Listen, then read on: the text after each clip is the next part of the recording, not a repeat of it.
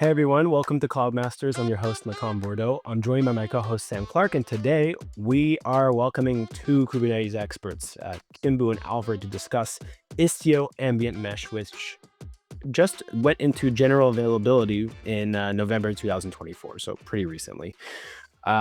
This pretty much eliminates the need for sidecar proxies, and we'll explore more about what makes ambient mesh different from the service mesh, when to consider using it, and practical just implementation advice. But maybe let's kick things off just before we get into ambient mesh.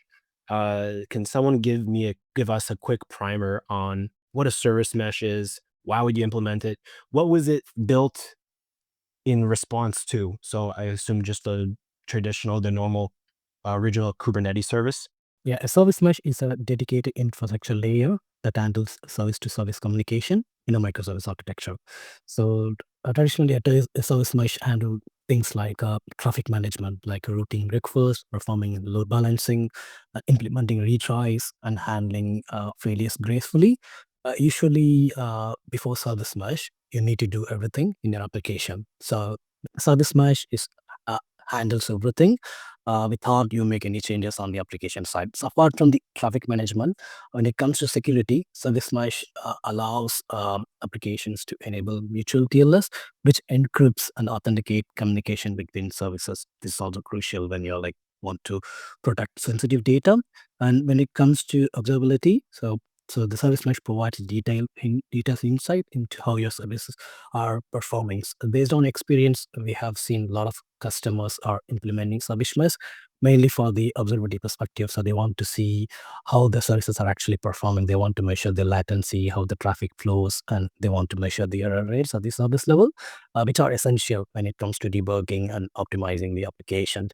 Some customers also want to implement policy informants. They want to implement stuff like rate limiting and also use the access control features of service mesh instead of like build all these features from the scratch. They can use service mesh for the one. So why organization needs service mesh? So as microservice architecture grows, so when you deploy more and more services, managing all these aspects from the application's perspective is very complex and also very challenging. So that's the problem service mesh solves. So you don't need to put custom code in your application, and you can just use service mesh to handle everything just on top of your application. So everything handled gracefully in the service mesh layer. So your application only performs the business functionalities which you are written. So that's the main reason why organizations want to use service mesh. It definitely simplifies the operations, enhancing the security, and also improving the reliability and resiliency of your applications. Sidecar giveth and sidecar taketh, right? So there's now ambient mesh has been introduced, and so from what I understand, it was released in GA and it was built to begin with to address some of the limitations brought forward with sidecars, which were introduced with service mesh. So maybe let's jump into ambient mesh now, or why it was built. Like, what are the main challenges that teams have faced with a sidecar-based service mesh? And you have any interesting customer stories even to illustrate that even further? Let's talk about the traditional sidecar model. So in terms of just the actual challenges, uh, there are quite a few, but the number one that pops to my head is just debugging it, man. It's such a pain in the ass. Anytime there's an issue with your Istio proxies or your Envoy proxies, it's really tough to figure out what went wrong where. Um, every time I kind of have to help working on one of my own environments or one of the customers' environments, just trying to figure out what's going on. It's quite a challenge, which is why a lot of kind of customers kind of shy away from using it at all, just because of that complexity.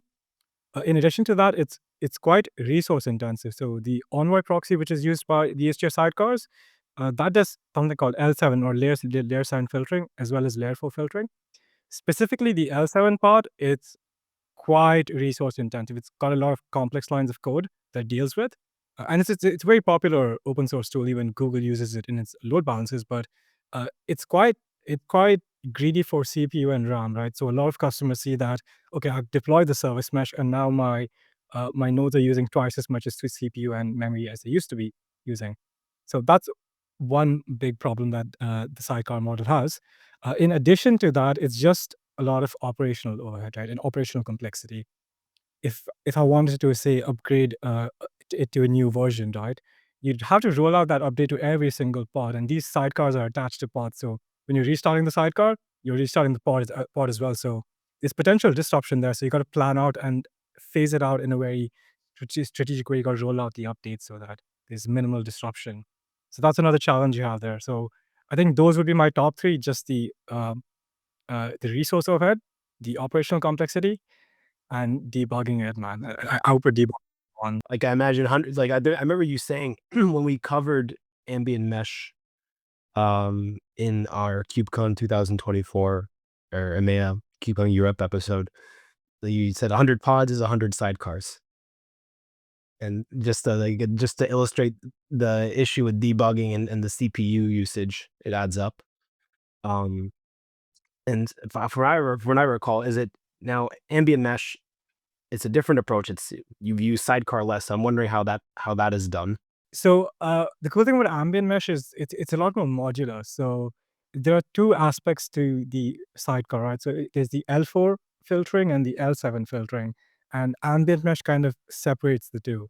So instead, now what you have is something called a Z tunnel or a zero trust tunnel, which is not Envoy based; it's Rust based now, and that runs on a per node level. So it's deployed as a daemon set, meaning it runs as one pod per node, and that's the proxy that takes care of all the L4 processing and L3 processing. So MTLS basic authorization handles all of that.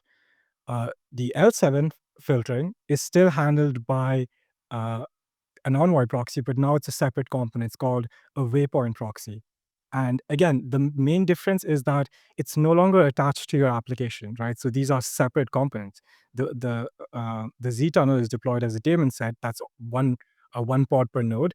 The waypoint proxy is deployed separately from your application. It scales separately, right? And you can attach it to various namespaces based on your requirement. So so now you have the option of choosing, like, okay, this specific workload requires L4 but doesn't really need the L7 stuff, which is kind of really resource intensive. So I'm just going to keep it. I'm not going to give it any waypoint proxy. I'll just keep it in the ambient mesh namespace, right? So it has the L4 advantages. It doesn't have the overhead of dealing with the L7 stuff. So it's a lot more bang for your buck, is what I would say, with the ambient mesh. And even so using the 100 pods, 100 sidecars, this would be, I don't even know what to call it because it's sidecarless, but it's at the Now node level. it's Yes. it's just one pod per node, depending on how many workloads there are in the node. And then again, the waypoint proxy, which is the L7 component, that also scales by itself, right? So if you start seeing, okay, you have a lot more L7 stuff you're dealing with in your applications, the waypoint proxy can scale independently to deal with that, right? So it doesn't have to scale with your application; it scales independently of it, which is pretty cool. It's more microservice friendly, if that makes any sense. When would I want to? You mentioned from what I understand, almost all the time you'd use the L4 proxy, and sometimes you'd use the L7. So when would I want to use the L7?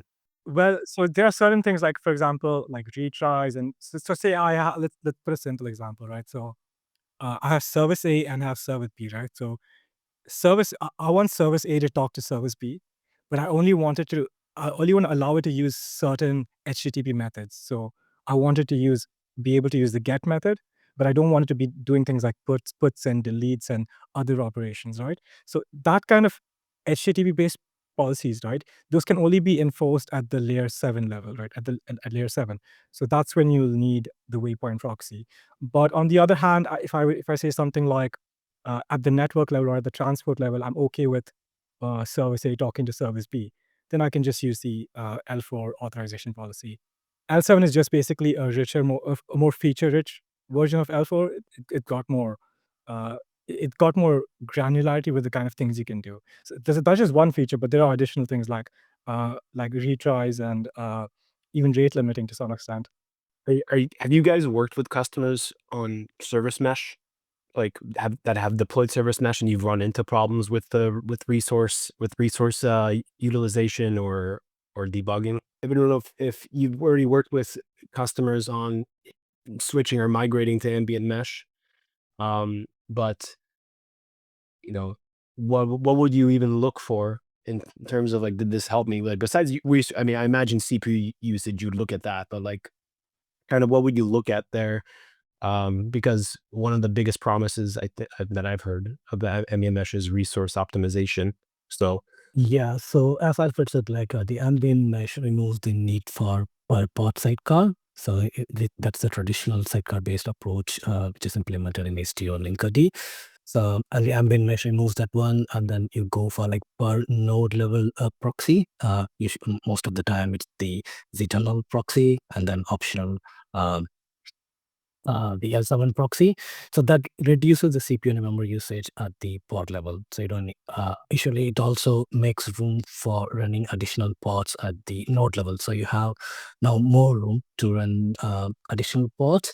So that one and most some of the customers we work with shown interest like how Ambient Mesh will solve this problem, because they definitely face issues when it comes to resource constraints as well as managing the service mesh. It's a big thing, because if you are running thousand pods, it's like 1,000 sidecars, and also like and also you need to like restart each and every workload in order to inject these now to inject the new version of the sidecar, which is very painful, because managing and upgrading the traditional sidecar based service mesh is painful. And the ambient mesh reduces uh, the effort, because all you have to do is like just the node level proxy restart when you're like updating the components. So once you update it, and all the applications running on the particular node use the same zternal proxy, so there is no parallel pod restart is required. It simplifies how you're upgrading it. As I said, like it simplifies how you're deploying the sidecar. It reduces the overall CPU and memory usage of your application pod. It also makes rooms for additional pods. So your overall, you're going to reduce your infrastructure cost. You don't need to run more nodes now. It also like optimizing how the traffic is routed. So traditionally, when application A needs to make a call to application B, if both are running the sidecar, the traffic needs to go to the sidecar, leave the sidecar, and then enter the sidecar running in the application B, and then it's just additional 2 extra hops. The ambient mode removes that extra hop, so it will reduce the overall latency, how the requests are getting processed, and also like so some of the metrics the customer needs to track is like yeah, definitely they need to track the pod level memory and the CPU usage, and the resource utilization of node, whether they want to like reduce the size of the node if they see like the nodes are not utilized correctly. Also, they need to track the service to service level request latency to see how whether is there any improvement, and they also need to track the pod density per node and how the cluster autoscaler behaves when you're running the ambient mode. Those are some of the metrics they need to track when they are deploying the ambient mesh, and some of the benefits they are getting. So I'm hearing that that the ambient mesh gives you better performance, easier manageability, better latency in terms of your requests between. Why wouldn't I move to this? Are there situations or reasons to stay with the old sidecar method, or old legacy, whatever you want to call it, beyond just this is what I know and I don't want to change stuff? I think that's a tough question. So there is the comfort level with what you already know. It's always scary to like try something new, especially when you're planning on implementing it at a large scale, right? So there is a bit of hesitancy in that area, but also like from some folks that I talked to earlier, there were references about security concerns, because if you look at the networking, right, how it's working now is that each of these pods, they're communicating with the zternal component, which is basically it was using the host network.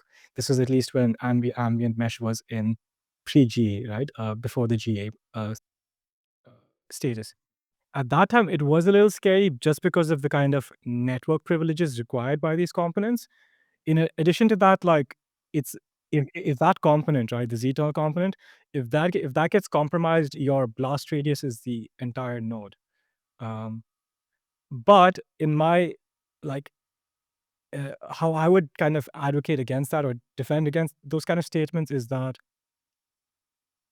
the L7 components, right? Those are more susceptible to vulnerabilities just because of the complexity involved, right? And there's a saying, complexity breeds vulnerability. So the zTerl component, I would say it's low risk, slightly high impact, but the traditional on-my proxy is just, it's slightly higher risk and decent impact regardless. So it's kind of like a trade-off. There are security concerns, but I think we'll talk about this a bit further perhaps later, but with the subsequent questions. But I think that the way that Istio has kind of adapted their security model from where they were like a year or 2 years ago, it's it's certainly given me a lot more comfort with the way things are happening now. But back then, yeah, I would say it was a little uh, there was room for doubt earlier, I would say that. It was I was thinking like in the 100 sidecar example, are those sidecars also just, is that adding a dash like 100 more additional vulnerable areas of entry? Is Absolutely. that, was that a concern with sidecars? I would say it's the other way around. I would be more concerned about my application vulnerability than the sidecar. Because remember, Envoy is a pretty sturdy service, right? It's used in critical areas by a lot of different companies. It's more about your own application, right? So if your own application is kind of vulnerable and it's compromised by an attacker, that means that the attacker not only has access to your application and the secrets and credentials within the application itself, within the memory or the environment, but now the attacker has access to the sidecar as well because the networking is shared between both the containers and the pod. So I think that's a lot scarier. Now with the ambient mesh model, these two components are separated, right? So your application is entirely um, separated from the proxies. So you have a little more safety there. I wanted to go into migration. So if you know, a, a company is like, okay, I hear you. I understand there's security risk with both, or there's a potential security. I don't know what the word is, but I made my decision. I want to go to ambient mesh. Um, what should I what types of workloads should I migrate first? Is there like a criteria I should follow, best practices, rules of thumb? So when planning for the migration, so we normally advise always plan the low risk L4 only workloads first, because that's the first thing is that's easy to implement. At the namespace level, you can just enable it, and then you just start monitoring the L4 traffic to make sure everything is working as expected before you turn on L7. So the one general rule is like always prioritize the low risk L4 only first. Monitor it. That for example, that you can keep it in phase one, and then the other after that you can look for like resources that you workloads. So most of the time the teams wants to move away from the service mesh. Mainly it's like the sidecars are consuming more resources than the actual application container. So that affects the application performance. So that's why they want to move away from the sidecar based model. So probably they'll so once you prove that the L4 only services are working as expected, you don't see any issues, yeah, you can just plan to go with the resource efficiency workloads as a phase one or phase two, monitor it. And then, yeah, before you start migrating your stateful workloads, start with the stateless services because they are easier to migrate because they don't have the complexity like the persistent or failover requirements like the stateful set workloads. So go with the stateless applications for let's say phase two, and then you can slowly start with the critical L7 applications. So once you're comfortable with how the ambient mesh works, and once you start collecting all the metrics you need, and you are comfortable that everything is working as expected as it was before the sidecar-based model, because there will be some changes when it comes to collecting metrics. You may need to tweak your dashboard to get the visibility you need. So once you have everything in control, and then you can start planning moving the critical application to ambient submissions, like start with the L7, and then later you can go for the stateful applications like databases, Kafka, or any other stateful application you're running in the later phase. And then you can start planning for the complex observability needs, and then definitely the production critical workloads you keep it for the last one. Once everything is working as expected, you plan your production critical workloads for the last phase. Obviously, everything you first need to test it in your lower environment, and then you start migrating slowly into your production environment. I'll add one thing to that is that if anyone's hesitant during the migration process, do remember that you can have a hybrid model, right? So you can have sidecars running along the ambient mesh data plane. You can have both at the same time. So there shouldn't be any hesitancy that, oh, I have to move everything at once, right? So sidecars are still first-class citizens in the Istio data plane. Yeah. So in the ambient mode, the Istio control plane remains the same. It supports both the state, the proxy sidecar-based model as well as the ambient model. So there is no need that you need to run two different STD control planes. It's a single STD control plane which supports both the model. As Alfred said, you can run both at the same time, and then you can just slowly migrate from the sidecar-based model to ambient model. If you prefer hybrid, you could just really migrate the L4 only services, stateless apps, anything kind of resource intensive, and the rest can stay with service mesh. I would still suggest to kind of like think of it. This is just my personal opinion. I would consider eventually transitioning entirely to the ambient mesh, because again, remember the stuff you're leaving with the L7 stuff you're leaving, the onward proxy that's taking care of it, the sidecar, right? It has L4 stuff as well, so that's additional baggage. So you kind of want to eventually go to a model where you're totally modularized and kind of segregated. I also want to kind of clarify a bit. I think I might have given the wrong impression about the security model of ambient mesh.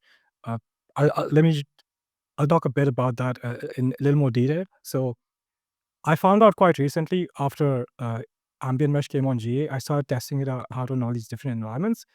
Turns out back then when I first tested it, like if you remember last year when we were talking about this, I told you that it has compatibility issues with GK data plane v2 and autopilot and this and that, and it did have a lot of compatibility issues with certain CNIs. It's different now, and I'm like, I tested it out on the data plane v2, it works. I tried it on autopilot, it works. Tried it on EKS, it works. Tried it on my on Minikube, it works. And now I was kind of wondering like, what's happening? What's different? Because if I remember correctly, like the Istio CNI had compatibility issues with a lot of these other primary CNIs that clusters use.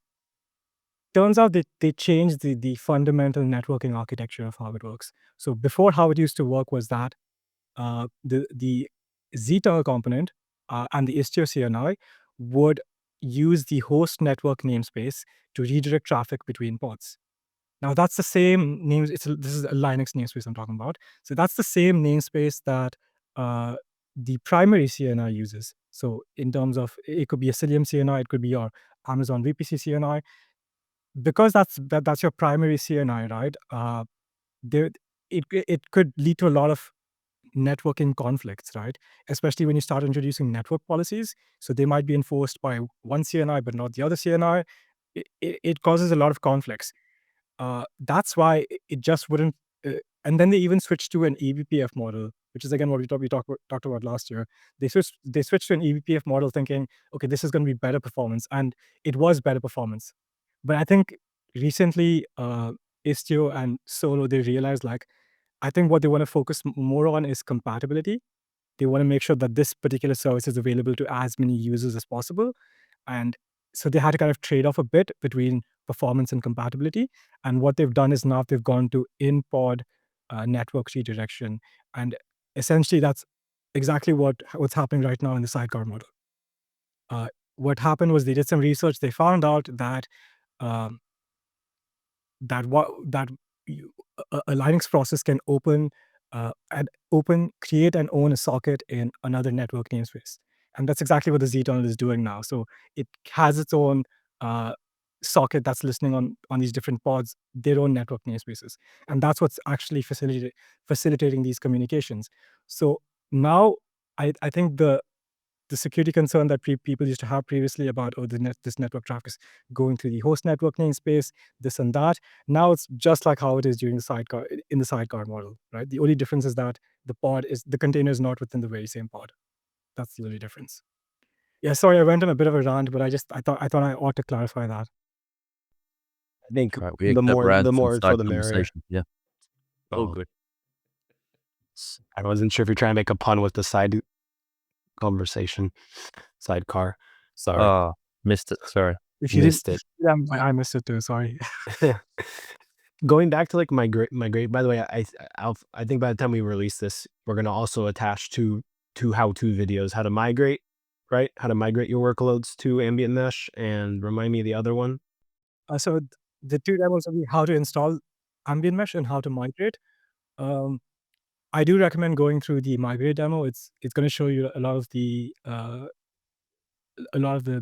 scenarios that are going to be involved in the migration process. I think one important thing when considering migration is just a change in mindset. If you're used to a specific way of how policies are enforced, Ambient Mesh does it slightly differently. So you have to be a little open-minded about that. There's more focus on zero trust, strong identities, authorization through principals and service accounts rather through authentication and authorization through identities rather than through just namespaces. So I think just having like an evolving mindset about this, because this is going more towards the industry standard of zero trust. So let's say then I've decided to migrate. I have kind of my plan set. What are the gotchas and pitfalls that I should look out for, or that teams should look out for when they're implementing Ambient Mesh, and maybe how can they plan around that? Yeah, so while Ambient Mesh simplifies the service mesh deployments by removing your sidecars, a team still need to plan carefully. Some of the common pitfalls like misunderstanding of L4 and L7 behavior. Some team things like they just deploy the Z-tunnel proxy, and things like it handles both L4 and L7. No, so the zero-tunnel proxy only handle the L4 layer routing. So for advanced future L7 features like the HTTP routing, traffic shipping retries, you need to deploy a separate waypoint proxy at the service level. So that's one thing you need to keep in mind.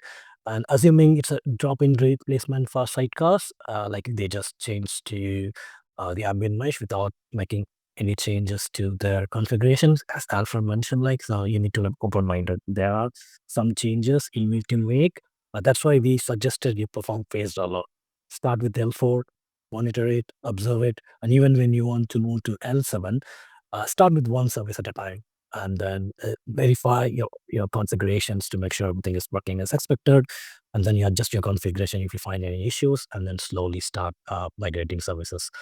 And then overlooking the resource requirements. So while of course ambient mesh reduces the part over it, you still monitor the node level resources, whether the node is having enough resources for this internal proxy. You can't just put everything on a particular node thinking like it will accommodate everything. Definitely that will affect your internal proxy performance as well. So you need to keep an eye on your node level resource usage, and then you need to like change your node type if needed. If you think like if you see like your node resources are not used correctly, of course you can just change the node size. So definitely monitor the resource usage of your nodes, as well as keep an eye on the general proxy usage as well, just to make sure everything is working as expected. And then yeah, definitely you need to have a clear migration plan, like which service you're going to move first, and then which service you are going to move later. That's something you need to keep in mind. And as we said earlier, yeah, you can have both the sidecar based model and say ambient mesh running at the same time. So definitely you need to come up with a plan, like how we are going to monitor both and how we are going to perform the migration. So some of the pitfalls you need to keep in mind before you start any migration. I think it's my last question, at least in my head.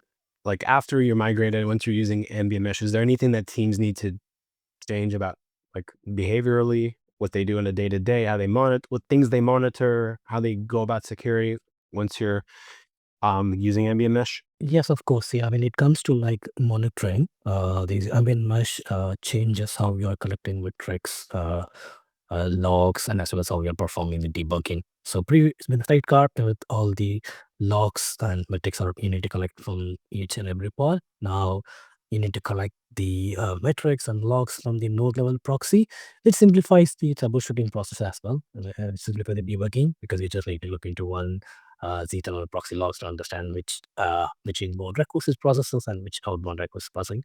So you need to make some changes, like how we are collecting the metrics, how we are performing the troubleshooting for both L4 when it comes to Z-tunnel proxy, or L7 when you're deploying a waypoint proxy. And also, like when it comes to the access control, yeah, there are the authorization policies works differently in Ambient Mesh. So as we said earlier, you need to make some changes to get this authorization policy effective. So if you're using authorization policy in the sidecar-based model, you may need to make some changes and tweak to make sure it's still working as expected in the Ambient Mesh. As you said, like it simplifies how you're collecting the logs from the pod and troubleshooting it. When it comes to the upgrading it, yeah, it's a decoupled to proxy updates. There's no longer you need to go and restart your workloads to get the new version of the proxy. All you have to do is like just restart the proxy at the node level. So it simplifies how we are performing the upgrades and how we are and the lifecycle management of the pods. So that's something also you need to keep in mind.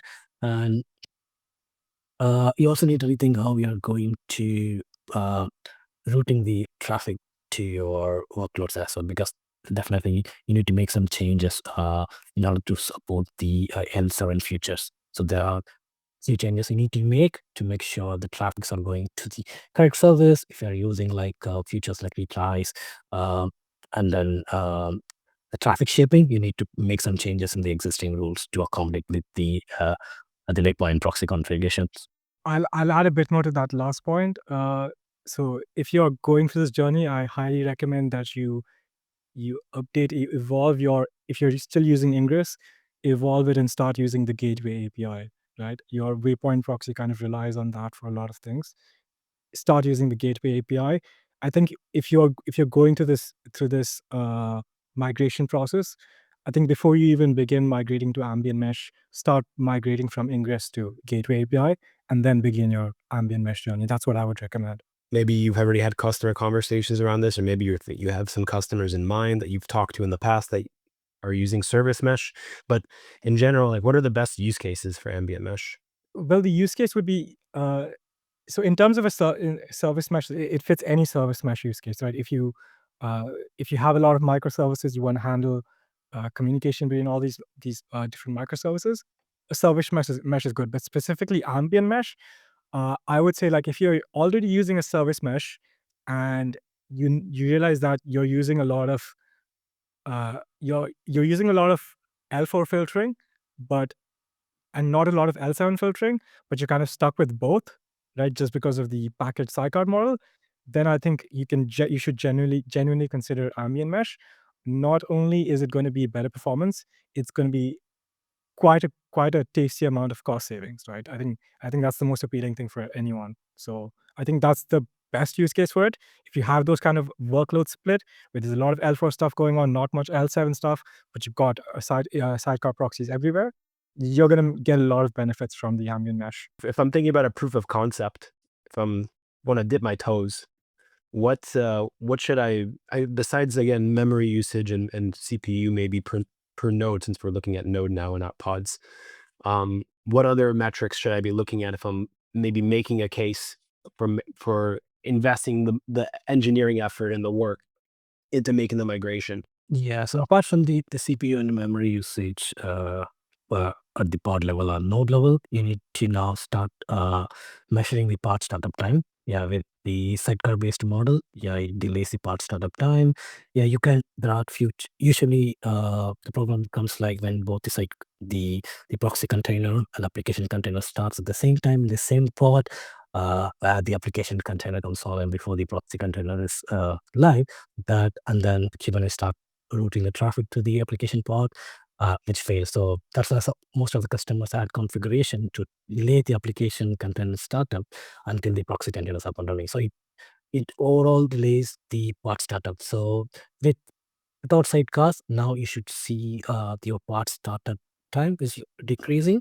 So you need to measure that one, like how quickly your pod's getting started, and you need to now measure the request latency, since the requests are now passed through a single zero proxy and waypoint proxy.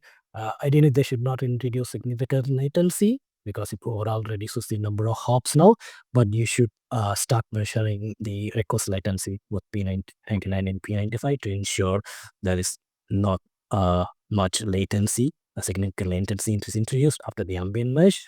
And also, like, if you are using mutual TLS, if you want to enforce it, yeah, you need to verify that as well to ensure. By default, it's enabled, but you need to just to verify that one to ensure the end-to-end virtual TLS is enabled. And also you need to start measuring how the failover and the recovery works. For example, probably you just start killing the internal proxy running in the node, and then see how the traffic is routing to other services running in the other node. So how it's effectively handling that one. So you need to measure that one, how the failure recovery works. And then of course you need to make sure all the data related to observability, like logs, metrics, and traces, are correctly exported into the system you need. So you need to make sure there is no data is missed as part of your proof of concept. There you go. You have for anyone thinking about making a case up, you have a little checklist of before and after to fill out. I think that's it for me. Any final questions or comments from anyone else? Just wanted to make sure we covered this because Yeah, it's basically a cost optimization recommendation for Kubernetes. So Matan, when are you going to start using the Ambient Mesh? Oh. I keep trying to go to Kubernetes at home for my home servers and stuff. But I just don't have enough stuff that needs it. Like, I don't need to run multiple containers of anything. So I keep setting it up, and then it sits there and runs for 6 months, and then there is a problem. So just, yeah. Maybe I'll use it entirely. So avoid service mesh entirely until. Yeah, maybe. Will I need it when I build an app with some AI, like with Complete, an AI app? Probably, yeah. All right. Yeah. Can we have some final words? Sure. Yeah. So if you are interested in learning how service mesh works, or if you have any questions, and if you are visiting KubeCon, feel free to visit the DoiT booth, and we will be available in the booth to answer any questions you have. Where is KubeCon this year? Yeah, where is it? It's 5 minutes from my place. Sorry, London. That's London. Yeah, it's in London this year. London, cool. Right. Thanks for listening, everyone. See you in the next episode. Thanks, guys. Yes, thanks everyone. Bye-bye. Yeah.